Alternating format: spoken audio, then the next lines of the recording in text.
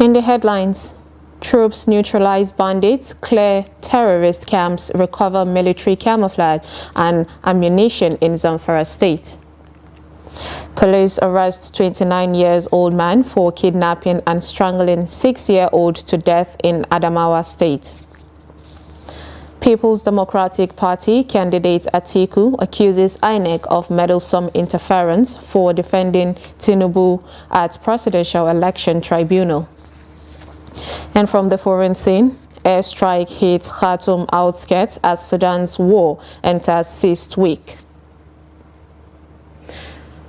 Hello and welcome to Trust TV News Update. I am Sumaya Abubakar.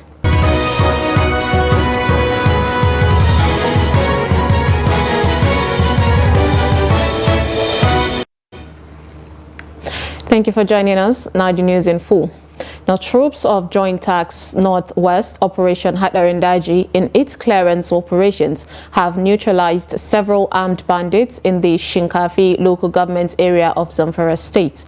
The troops on Wednesday and Thursday conducted intense operations and cleared all bandits' camps in Dambokolo, Malam Ila, Malam Saleh, Kagara, Gangara, Fakai and Mainawa villages, all under the Shinkafi local government council.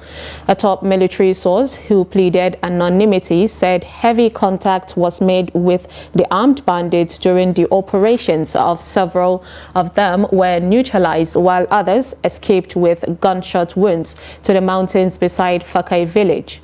Weapons and military camouflage were also recovered from them. During the operations, the troops equally recovered 3 AK-47 rifles, 2 magazines, 2 locally made guns, and pairs of military camouflage uniform. A motorcycle belonging to the terrorist was also burnt. Also in security, the Borno State Police Command has arrested a repentant Boko Haram terrorist, including 110 other suspects for committing various crimes in the state. The suspects were involved in kidnapping, armed robbery, rape, theft, and unlawful possession of firearms. The report. The Borno Police Command, while briefing newsmen on latest updates and development on crime and criminality in the state from January to date, said it has recorded successes through its strategic operations to sustain peace in the metropolis. Police Commissioner Abdul Umar said the command is currently investigating 70 cases of crimes and offenses committed by 110 suspects. He revealed that the suspects are involved in kidnapping, armed robbery, rape, culpable homicide, homosexuality, illegal drugs, unlawful possession of firearms, to mention a few. We equally have cases of these malians, these hoodlums that move around town, terrorizing individuals, attacking them with knives, and dispossessing them of their valuables and money. Few of them were arrested. The police has in its custody 6 kidnappers, 6 rapists, 5 arrested for armed robbery, while 1 suspect who illegally possessed firearms and 1 repentant Boko Haram terrorist named Mohammed Ibrahim were arrested for theft. Ina abin nan matan ya dauke ni aiki ne kuma ya ce mun a wata yana zai biya ni ya ce kuma bai biya ni a watan ba. I was working for one woman. She didn't pay me for 4 months, so I decided to steal her things after sacking me. What made her sack me was because we had a quarrel with one of the ladies in her house. Some armed robbers operating along Damasak Road saw policemen coming and ran away and left their arms. The policemen saw me there and arrested me. We were 7, but others escaped.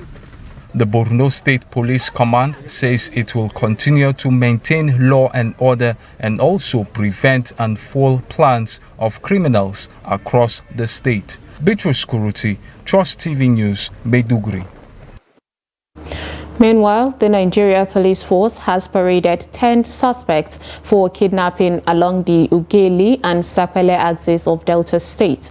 Police Public Relations Officer of the Delta State Command, Bright Edafe, explained that two groups of suspects had been involved in abduction of individuals for ransom in the past 2 months. Edafe reiterated the commitment of the Commissioner of Police, Delta State, Wale Abbas, to smoke out criminals from their hideouts in the state and make Delta State very peaceful for the law-abiding residents. To the Ughelli axis, arrested a kidnap syndicate. There are 3 in number. Unfortunately, one of them escaped. But we have 2 of them here, and you interview them, you hear from them. They are talking and they have been helping us with useful information. They also noted that they once kidnapped a couple in Ughelli. That's the person of Mr. and Mrs. Efe Tobore, that was kidnapped on the 27th of April 2023, where they collected the ransom of 1 million naira before they were released. It is important to showcase them to the world, for the world to know that the command, we are not resting. We are not resting because we want Deltans to sleep with their 2 eyes close. Now, he go call us. When he do work, he go call us. He will call meet am. Or we go meet am. Na he house we go call go meet am. Or we meet am for Yasin. Go call one bike man. Make the bike man call carry us. He go say we go. The bike man will call carry us go the place. When he do show the bike man, now we call carry us go there. They will call hang around the premises. So when the person they enter the compound, we call follow am go inside.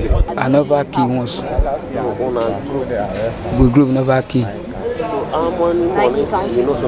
Nah, money where they collect, the one where they give me now. The first one at 30,000, the second one at 20,000. I dey feel bad because I don't lose like this. I don't lose my motor now. They say na thief money at the bar, na your woman at the bar my motor. The Adamawa State Police Command said it has arrested a 29-year-old man, Abubakar Kawu, for allegedly kidnapping a boy of 6 and strangling him to death.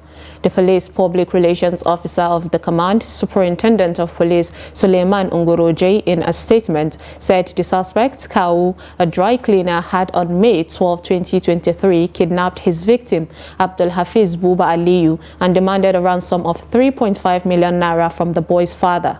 The child's father, Muhammad Aliyu, was reported to have begged to pay 50,000 naira, which was all he could afford, but the suspect became provoked by the little amount and strangled the boy to death. The statement said security operatives arrested the suspect a few days after he confessed that he killed the boy. The police appealed to parents to always monitor their words, vowing that the suspect would be charged to court as soon as investigations are completed. The Economic and Financial Crimes Commission, EFCC, has tackled the Zamfara State Governor, Bello Matawalle, for alleging that the chairman of the commission, Abdul Rashid Bawa, demanded a $2 million bribe from him. The governor, who is under investigation over alleged corruption, had during an interview with BBC Hausa insisted that the chairman of the anti-graft agency could not be trusted. The governor said he was being investigated because he refused to offer the EFCC chairperson the money he requested from him. However, in a rebuttal of the governor's allegations, EFCC spokesperson Wilson Ojaren, in a statement on Friday night, said Matawalle cannot be taken seriously because he has no evidence against Bawa.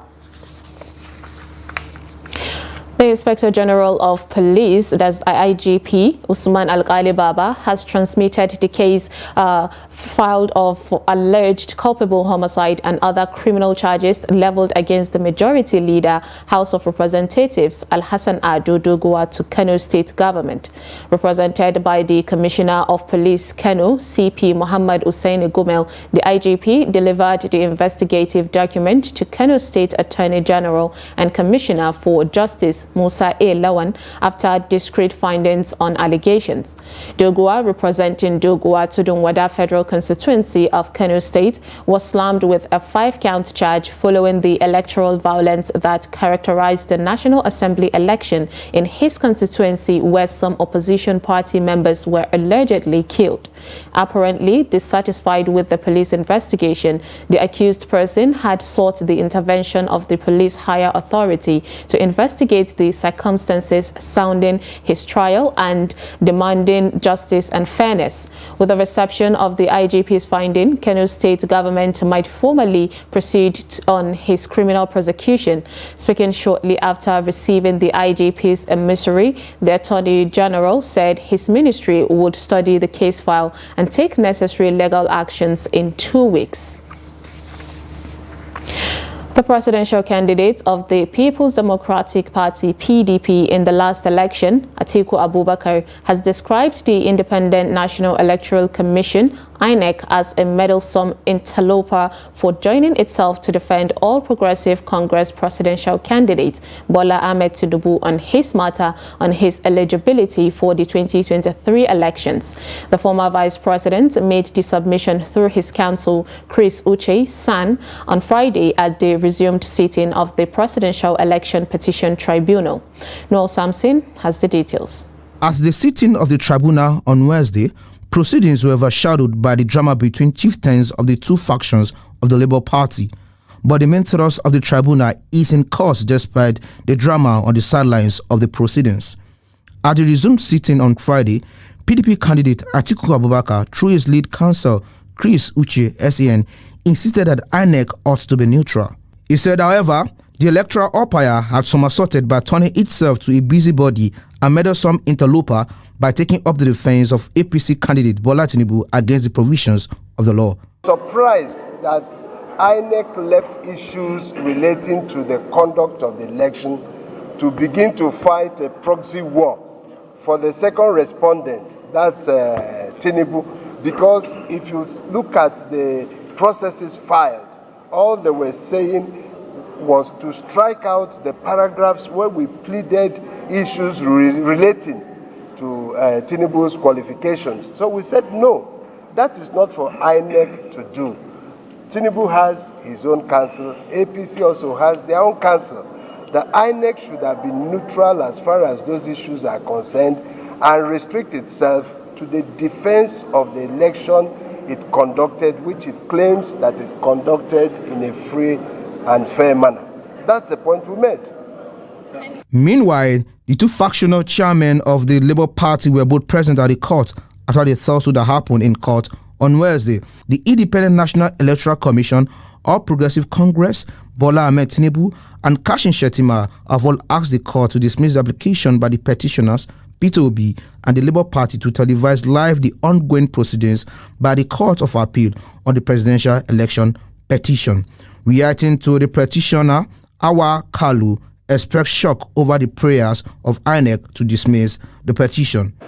Yes, the application has been moved. Praying for an order of court to allow Nigerians to participate in the proceedings. For the simple reason that this is a matter of mighty public importance. All Nigerians want to know and to follow and to understand what happens in court every single day. So that application has been moved. It's been responded to by all the respondents. Chairman of the tribunal, Justice Haruna Simon Simani, reserved ruling on the request until Monday. Meanwhile, pre-hearing will continue on Saturday at 10 a.m. Noel Samson, Trust TV News, Abuja.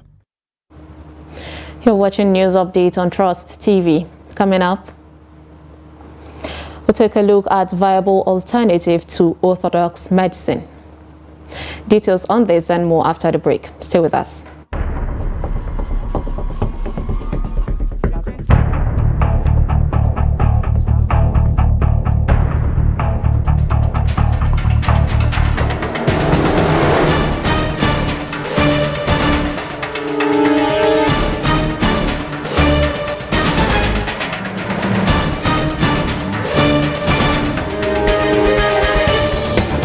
That's great.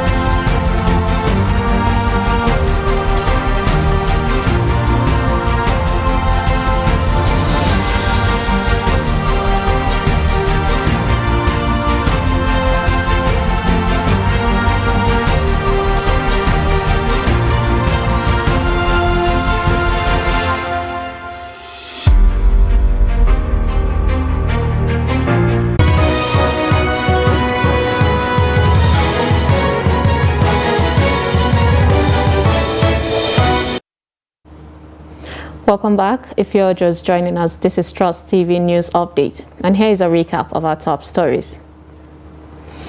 We brought you troops neutralize bandits, clear terrorist camps, recover military camouflage and ammunition in Zamfara State. And police arrest 29-year-old man for kidnapping and strangling 6-year-old to death in Adamawa State. Now moving on to more stories. First Lady Aisha Buhari has said Nigerian presidents do not need to seek medical treatment abroad anymore. She said this after President Muhammadu Buhari commissioned the new 21 billion naira presidential VIP wing of the State House Medical Center located within the precincts of Presidential Villa in Abuja. Speaking to the State House reporters after the president had caught the tape and concluded a guided tour of the facility, Aisha Buhari said the facility will stop the need for the president and his family members to go abroad for medical treatment. The First Lady said she bought the idea of executing the project 6 years ago following the extensive stay of her husband abroad for medical treatment. President Buhari, while speaking, said the new state-of-the-art presidential VIP wing of the State House Medical Center in Abuja would boost health infrastructure in the country by far and called for the judicious use of the facility to maximize its benefits. Traditional bone setting has become popular due to rampant accidents in Nigeria, which have resulted in a large number of bone fractures. In addition to road accidents, many domestic accidents on a daily basis also result in bone fractures. Now, some Nigerians believe that patronizing traditional bone setters is cheaper. Trust TV's Adamu Imam reports. Nigeria has a high rate of road accident on a daily basis, resulted in high number of fractured people, evidently due to high speeding, blatantly breaking traffic rules. On the other hand, domestic and work-related accident is on the high side. These residents of Bauchi represent a large number of people who prefer traditional bone setters to hospitals. Some of them, even if we take these patients to them, they will reject it. They will say, please go to the hospital. Especially when it is a serious fracture with a lot of blood, bleeding and missing.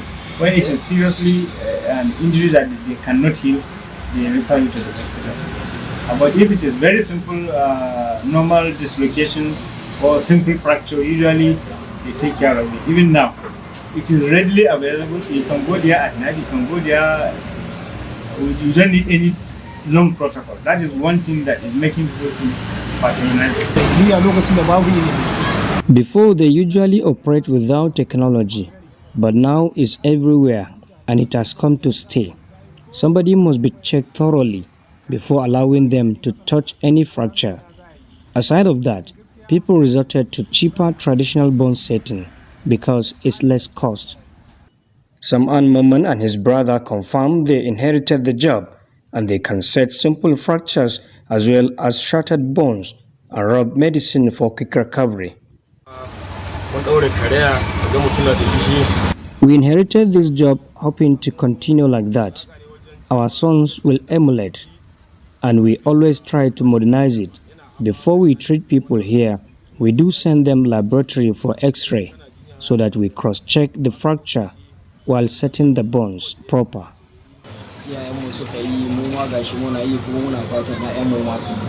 One of our problems here is that some patients are eager to recover and they try to stand up or move in while the fracture is not healed. Usually, we give them specific time for healing, and as a result of that, they end up without getting good results as far as their fracture is concerned. So it's a big challenge to us. However, according to the traditional setters, there are some fractures that are complicated, which are always referred to orthopedic hospitals to complement their work. Adam Imam, Trust TV News, Bauchi.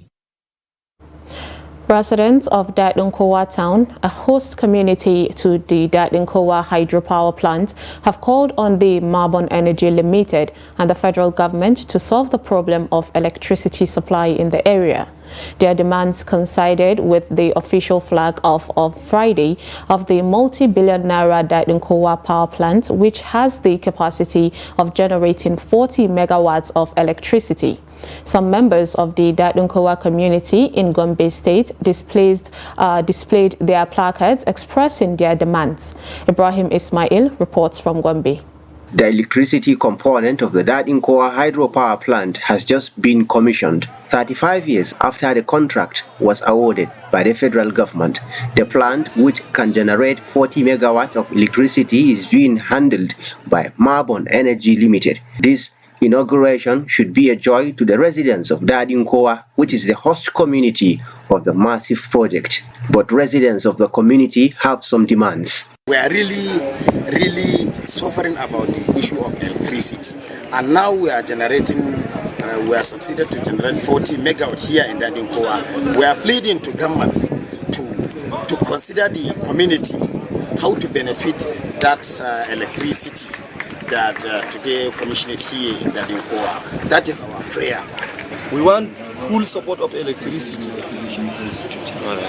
We want electricity because we have the problem of electricity in our community. Limited to power generation, but it can irrigate over 30,000 hectares net.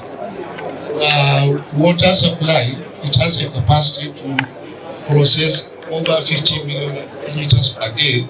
Gombe State government said it is working to generate 200 megawatts of electricity through a solar power project. The Daɗin hydropower project represents an important milestone in the energy independence of the northeast of region. This and the Kashimula hydropower projects are the only grid generation plants in the northeast of region, and therefore they are crucial to the grid and voltage stability in the sub-region. The potential socio-economic impact of hydropower cannot be overemphasized.